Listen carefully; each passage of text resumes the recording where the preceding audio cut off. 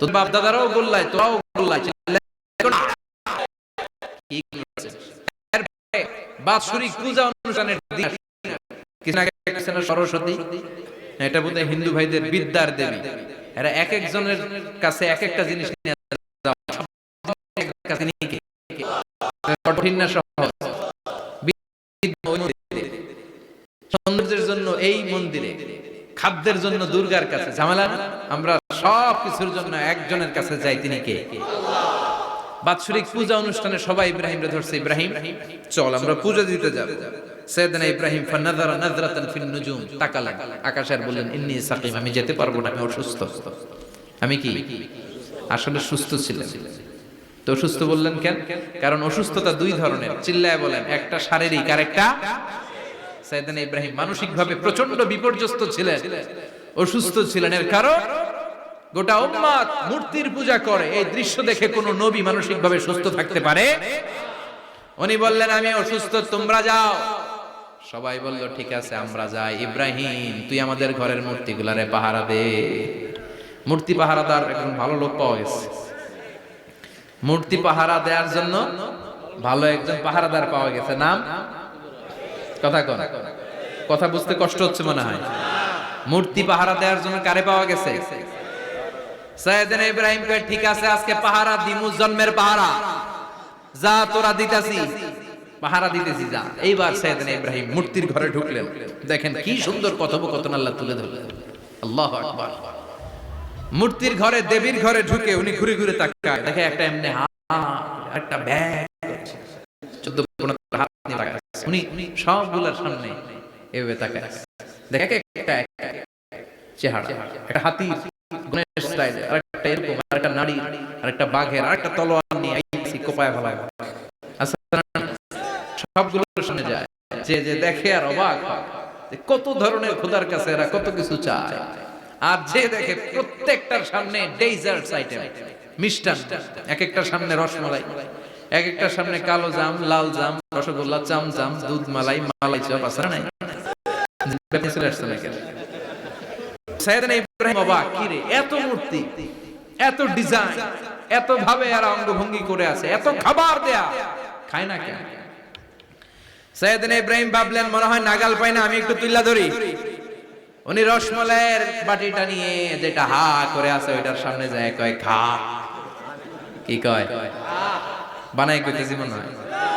ফারাগা ইলা আলিহাতিহিম, মূর্তিগুলোর কাছে গেলেন। ফাকালা আলা তাকুলুন, খাবি না? ওই খাবি না ডারে আমি কিছু খা, কোরআন থেকে বলছি, ঠিক কি না? উনি ভাবলেন ওরা হয়তো খেতে পারে না, নাগাল পাচ্ছে না, কিংবা দেখে লজ্জা পাচ্ছে। নিজ থেকে রসমালাইয়ের বাটি তুলে ধরলেন, উনি বললেন খা, আর ওগুলা কয় হা হা করে রয়েছে, নরেও না সরে।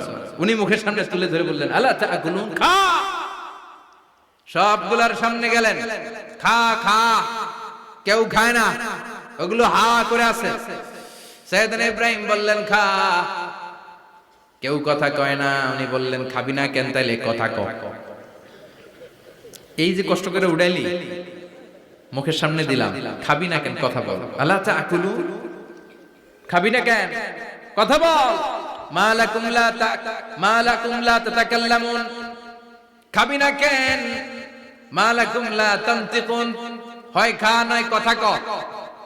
বলতেই লাগলেন খা খা, প্রত্যেকটা মূর্তির সামনে গেলেন, খা, ওগুলা করে আছে হা, কোনো কথা কয় না। কয় কেন খাবি না? তাহলে কথা ক।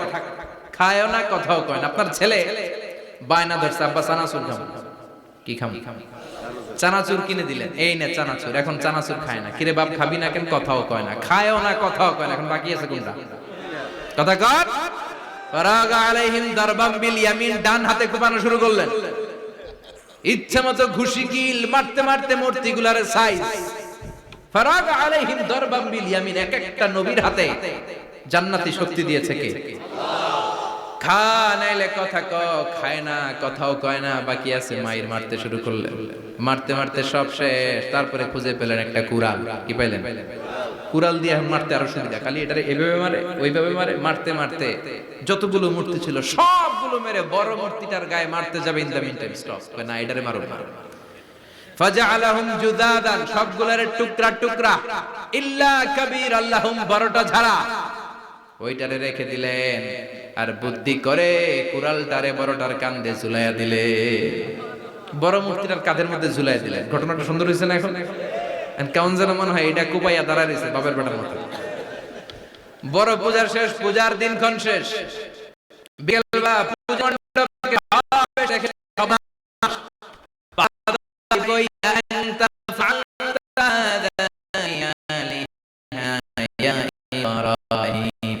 ইব্রাহিম সমাজকে বড়টা কইছে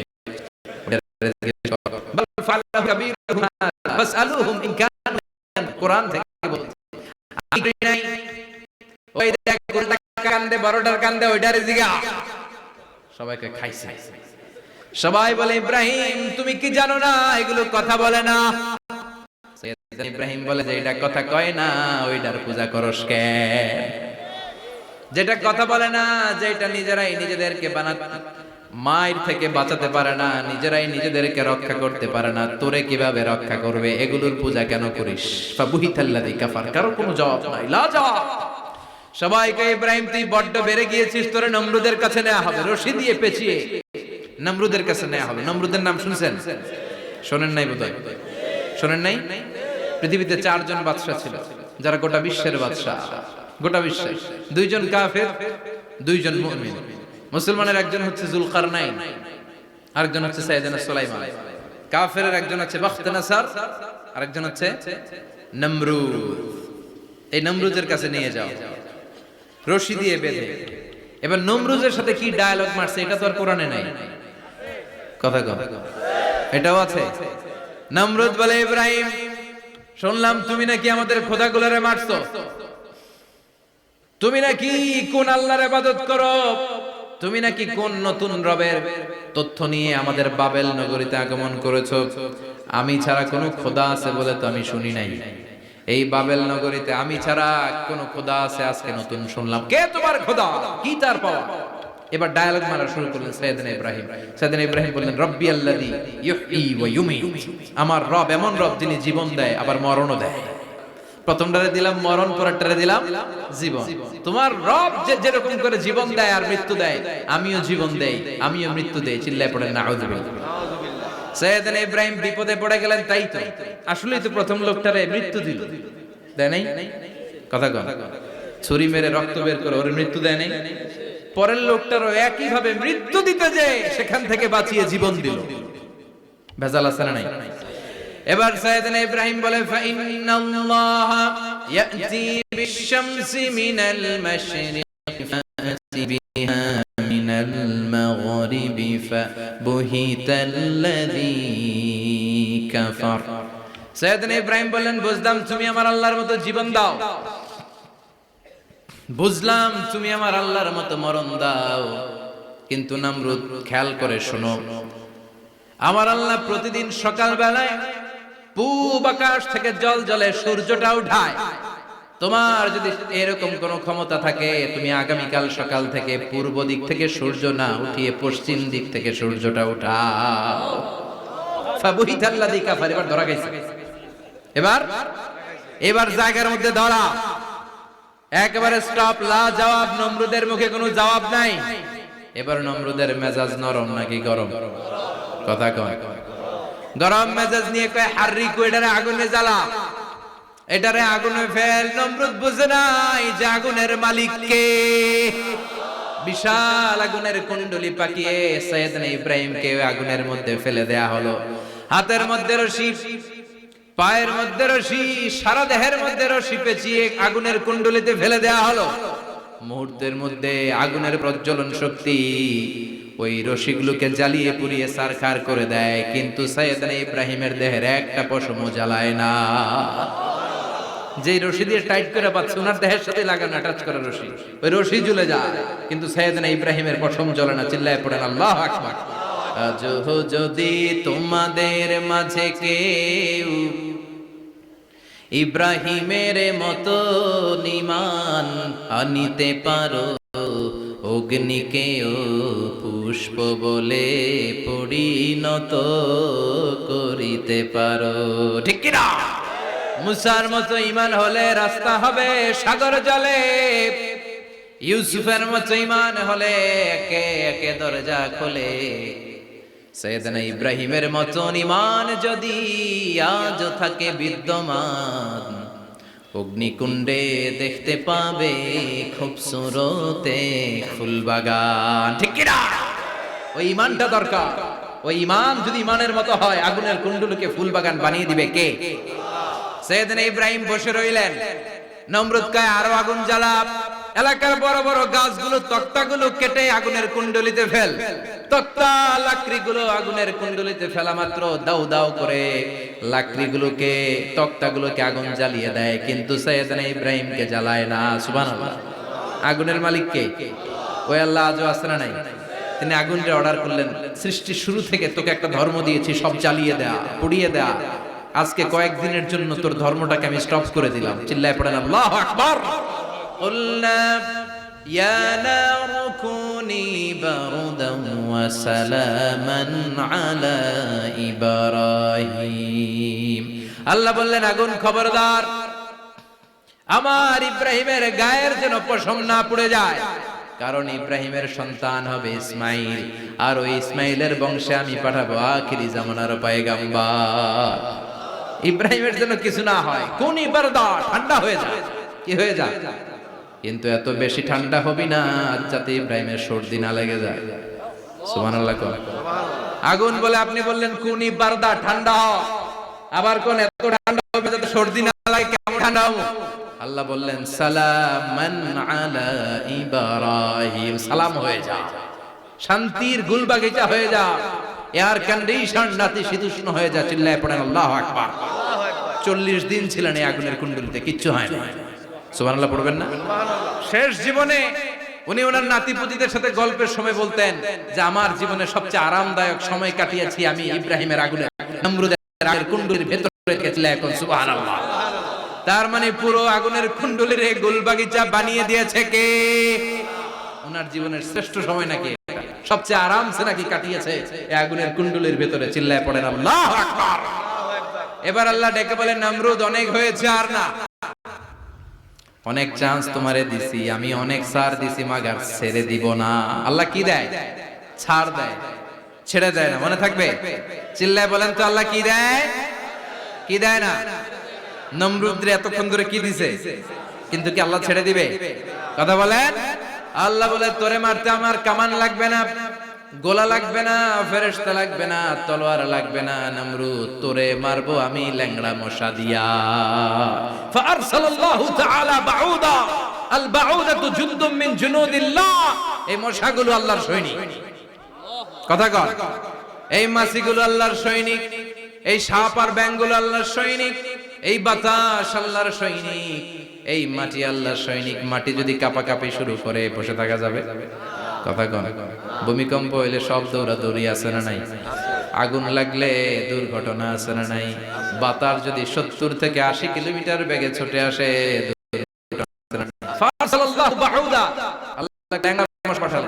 এই ল্যাংড়া মশার ভিতর দিয়ে কামড়াতে শুরু করেছে। মশার কামড় খাইছেন না আপনারা? শীতকালে যখন আমরা কম্বল মোড়া দিয়ে ঘুমাই, কানের সামনে যখন পন পন শুরু করে কেমন লাগে? কি বিরক্তি লাগে না? আবার ছেড়ে ছেড়ে আবার শুই, আবার পন পন। তো পন পনের আওয়াজই আমাদের সহ্য হয় না। ওই মশা নাকি দিয়ে ঢুকে দিকে কামড়া, ওই বেড়ার কেমন লাগে? কথা কন। নাকের ভিতর দিয়ে মশা ঢুকে ভিতরে কুটকুট কুটকুট করে কামড় মারে। এই কামড় খাইয়া নমরুদ এবার নাচানাচি শুরু করছে। I M A disco dancer. Or dance দেখে সবাই হাসে, একেবারে I M A disco dancer. Or dance দেখে সবাই অবাক। ঘটনা কি? খোদাই লাফাইকে এতদিন ধরে সবাই নমরুদরে পূজা করতো আর বলতো নমরুদ সবচেয়ে বড় খোদা, নমরুদ সবচেয়ে। এখন খোদা কি করে? ড্যান্স দেয়। চিল্লা এখন কি দেয়? এবার নমরুদ বাঁচার জন্য মাথার মধ্যে আঘাত করে, কিন্তু মশা বের হয় না। চিল্লায় আওয়াজ করে উত্তরে বলেন মশা ঢুকছে কার অর্ডারে? এই মশা বেরোবেও কার অর্ডারে? মাথার মধ্যে আঘাত করে ঘুষি মারে, কিল মারে, কিন্তু মশা বের হয় না। এবার আশেপাশের যারা আছে খাদেম খুদ্দাম কয় তোরাও ঘুষি মার। খাদেম খোদ্দাম মনে মনে কে আজীবন অনেক মারছস, আজকে আমরা মারুম। সুযোগ পায়া কিলের উপর কিল আর খুশি। আজীবন অনেক কাজ করাইছস আমাদেরকে দিয়ে, অনেক জুলুম করেছিস, আজকে সুযোগ পেয়েছে মতো মাইরা লই। খাদেম খোদ্দাম ওরাও কিল খুশি। ঘুষাইতে ঘুষাইতে চেহারার মানচিত্র পাল্টাই দিছে, মাগার মশা বের হয় না। এই মশা ঢুকছে কারা দেশে?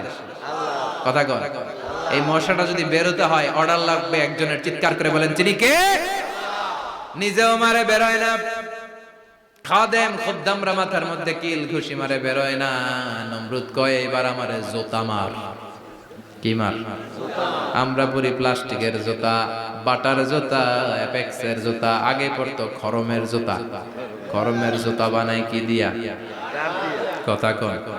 এবার কাঠের জুতা দিয়ে খাদেম খোদ্দামরা মাথার মধ্যে বাড়ি পিটাইতে পিটাইতে মাথাটাকে ফাটিয়ে রক্তাক্ত করে জমিনের মধ্যে নমরুদরে শুইয়ে দিয়েছে। আর আল্লাহ সৈনিক সেই বাউদা মশা নাকের ভেতর থেকে শূন্যে উড়াল মেরেছে। চিল্লায় পড়েন আল্লাহু আকবার। তার মানে এত শক্তিশালী হয়েও, গোটা বিশ্বের রাজা হয়েও নমরুদের ক্ষমতা নমরুদরে বাঁচাতে পারে নাই। চিল্লায় পড়েন ঠিক কিনা? এজন্য ক্ষমতা কাউরে বাঁচাতে পারে না, দাপট কাউরে বাঁচাতে পারে না, অহংকার কাউরে বাঁচাতে পারে না, সৈন্যবাহিনী কাউরে বাঁচাতে পারে না। বাঁচাতে পারে একজন, চিৎকার করে বলতে হবে তিনি কে? পৃথিবীতে কেউ তো স্থায়ী হয় না, হোক না সে ফেরাউন কিবা নমরুদ। কেউ ভাবে চিরদিন রয় না, কেউ ভাবে চিরকাল রয় না। পৃথিবীতে কেউ স্থায়ী হয় না, হোক না সে ফেরাউন কিবা নমরুদ। কেউ ভাবে চিরদিন রয় না। চিল্লা এখন ঠিক না? আল্লাহর কাছে এত ভালো লেগেছে, আল্লাহর ভিতরে তুলেছে। আর যতগুলো দোয়া করেছেন সব করেছে। দোয়া করলেন রব্বি জাআলনি মুকিমাস সালাতি ওয়া মিন যুররিয়্যাতি রব্বানা তাকাব্বাল দুআ। হে নামাজি আমার ঘরে নামাজ পড়ো, দিলে মে তোমার চরণ তলে হৃদয় যায় নামাজ। হে নামাজি আমার ঘরে নামাজ পড়ো, দিলে মে তোমার চরণ তলে হৃদয় যায় নামাজ। আল্লাহু আকবার পড়েন। তিনি দোয়া করলেন আল্লাহ রব্বি জাআলনি মুকিমাস সালাহ। আল্লাহ আপনি আমার নামাজ কায়েমকারী বানান। কি কায়েমকারী? তার মানে নামাজ পড়লে সবাই মিলে পড়তে হবে, ঠিক কি না? নামাজ কায়েমকারী বানান। আমার সন্তান ইসমাইলের নামাজ কায়েমকারী বানান। আমার দোয়াটা কবুল করেন। কবুল করে নিল কে? আবার বললেন আল্লাহ মক্কার নিরাপদ বানান। কবুল করলো কে? আবার বললেন ওয়াবা'আস ফীহিম রাসূলা। আল্লাহ এই শহরে একজন নবী পাঠান। কবুল করলো কে? যত দোয়া করছে সব কবুল করে নিল কে? এজন্য সাইয়েদনা ইব্রাহিমের জীবন থেকে কি শিক্ষা গুনতে শুরু করেন? নাম্বার 1 আল জিহাদু দিদ্দা শিরক। ওনার জীবন থেকে প্রথম শিক্ষা হচ্ছে শিরকের বিরুদ্ধে জিহাদ। মুমিনের জীবনে জিহাদ চলবে কিসের বিরুদ্ধে? উনি মূর্তির সাথে আপোষ করে নাই, গাছের সাথে আপোষ করে নাই, মাছের সাথে আপোষ করে নাই, ধ্রুবতারা চাঁদ সূর্যের সাথে আপোষ করে নাই। উনি এক আল্লাহকে খুঁজে পেয়েছে। চিল্লায় বলেন ঠিক কিনা? আল্লাহ সব গুনাহ ক্ষমা করে, শিরকের গুনাহ ক্ষমা করে। 2 নাম্বার শিক্ষা হচ্ছে সত্যকে অন্বেষণ করতে হবে। ওইটা আমার বাবার বিরুদ্ধে যাক, ওইটা আমার দাদার বিরুদ্ধে যাক, ওইটা আমার দলের বিরুদ্ধে যাক, ওইটা আমার মতের বিরুদ্ধে যাক, সত্য যেখানে আমিও সেখানে। চিল্লায় এখন ঠিক কিনা? এটা হচ্ছে সাইয়েদনা ইব্রাহিম আলাইহিস সালামের ঈমান স্পিরিট। শিরকের বিরুদ্ধে মুমিন জিহাদ করবে। সত্য যেখানে আছে মুমিন তালাশ করে সেটাকে ছিনিয়ে আনবে। সাইয়েদনা ইব্রাহিমের জীবনী থেকে 3 নাম্বার শিক্ষা হচ্ছে ভিশনারি অ্যাটিটিউডের হতে হবে মুমিনের। আমরা খালি 10 বছরের হিসাব করি, 20 বছর, 50 বছর। ইহুদিরা হিসাব করে 200 বছর। কোন কাজ করার আগে 200 বছর পরে কি হইতে পারে ওইটা হিসাব করে। সাইয়েদনা ইব্রাহিম এরকম ভিশনারি ছিলেন। এজন্য দোয়া করেছেন রব্বানা ওয়াবা'আস ফীহিম রাসূলা। আল্লাহ যদিও ধুধু প্রান্ত জনমানব হীন একটা এলাকা, আপনি এলাকায় এমন একজন নবী পাঠান যেই নবীর আঁচলের নিচে গোটা বিশ্বটা একত্রিত হয়ে যাবে। কবুল করলেন কে? কি ভিশন দেখছেন, কি ভিশনারি অ্যাটিটিউড। তিনি তখন থেকেই বিশ্বনবীকে দেখতে পেয়েছেন। এজন্য ভিশনারি অ্যাটিটিউডের হন, স্বপ্নবাজ হন। স্বপ্ন সেটা না যেটা মানুষ ঘুমিয়ে ঘুমিয়ে দেখে, স্বপ্ন সেটা যেটা অর্জনের আকাঙ্ক্ষা মানুষকে ঘুমাতে দেয় না। এটা ছিলেন সাইয়েদনা ইব্রাহিম, ভিশনারি অ্যাটিটিউডের ছিলেন। 4 নাম্বার শিক্ষা, যোগ্য প্রজন্ম তৈরি করে যাওয়া। উনি কি প্রজন্ম তৈরি করছে দেখেন। প্রথম ছেলে ইসমাইল, দ্বিতীয় ছেলে ইসহাক। ইসহাকের চ্যানেলে বনি ইসরাইলের সব নবীরা আসলো, আর এই চ্যানেলে বিশ্ব নবী আসলো। তার মানে বাপ কা বেটা সিপাহী কা ঘোড়া। প্রজন্ম তৈরির দরকার আছে না নাই? শিরকের বিরুদ্ধে লড়াইয়ের দরকার আছে না নাই? আর নবীদেরকে মডেল হিসেবে মানার দরকার আছে না নাই? আমাদের মডেল কি কবিরা না নবীরা? নায়করা না নবীরা? নেত্রীরা না নবীরা? আমরা যেন নবীদেরকে মডেল হিসেবে মেনে জান্নাতে উপযুক্ত হতে পারে। আল্লাহ তুমি তৌফিক দান করো। আরো জোরে পড়ি আমিন। কতটুকু কথা বলেছি কোরআন সুন্নাহর আলোকে বলছি, ছুটি নাই। তারপরেও আমার মনের অজান্তে কোনো মিস ইনফরমেশন যদি আমার মুখ করতেছেন কেন? এটা কোন বেদাত চালু করছেন আপনারা? হ্যাঁ, এটা খুব বড় বেয়াদবি। বসেন বসেন। 2 ঘন্টা যার সামনে লেকচার শুনলেন, এর পিঠ দিয়ে চলে যায়। এগুলো পাইছেন কোথায় আপনারা? কারো আলোচনার সময় এগুলো করলেন, একসাথে বিদায় নিলেন। কথা বলেন। আপনি এখানে কোরআনের দার্সে এসেছেন, কোরআন থেকে দার্স হয়েছে, আপনি হৃদয়টারে আলোকিত করেছেন, আপনি ভদ্রভাবে একসাথে বিদায় নিলেন। যদি ঘোষণা আসে সেন্ট্রালি যে আমরা বিদায় নিচ্ছি, বিদায় নিলেন। যদি ঘোষণা আছে দোয়া নিয়ে বিদায় নিলেন। বক্তা আলোচনা শেষ না করতেই ওঠা বসা, এটা কোত্থেকে শিখেছেন? ঠিক না। এই অ্যাটিটিউড পাল্টা। সাইয়েদনা ইব্রাহিমের সৈনিক যারা, এরা এরকম হতে পারে? বিশ্বনবীর উম্মত যারা, তারা এরকম করতে পারে? আল আদাবু ফাওকা কুল্লি শাই, ভদ্রতা সবকিছুর উপরে। ভদ্রতা সবকিছুর উপরে। আমরা যেন মুআদ্দাব হই, আদব বলা হই। আল্লাহ তুমি আমাদেরকে বোঝার তৌফিক দান করো। নবীরা যে শিক্ষা, যে উপমা, যে মিসাল আমাদের জন্য রেখে গেলেন, আমরা যেন এগুলো আমল করে জীবনটারে আলোকিত করতে পারি, তৌফিক দান করো। সাইয়েদনা ইব্রাহিমের জীবনী গ্রন্থ ঘরে থাকা চাই। আমি দেদারস আলোচনা করে যাই না, আমি বাড়ির কাজ দিয়ে যাই। সাইয়েদনা ইব্রাহিমের জীবনীর একটা গ্রন্থ, ওনার বায়োগ্রাফি অফ সাইয়েদনা ইব্রাহিম আলাইহিস সালামের একটা জীবনী গ্রন্থ আমাদের ঘরে থাকার দরকার আছে না নাই? কিনতে রাজি আছেন সবাই? পড়তে রাজি আছেন? নিজে পড়বেন, আলোকিত হবেন, এই ধরনের বই অন্যকে উপহার দিবেন, সমাজটাও আলোকিত হবে। ঠিক কিনা? আল্লাহ আমাদের সবাইকে তুমি বোঝার তৌফিক দান করো। সুবহানাকাল্লাহুম্মা বিহামদিকা আশহাদু আল্লা ইলাহা ইল্লা আনতা আস্তাগফিরুকা ওয়া আতুবু ইলাইক। আল্লাহুম্মা আমিন।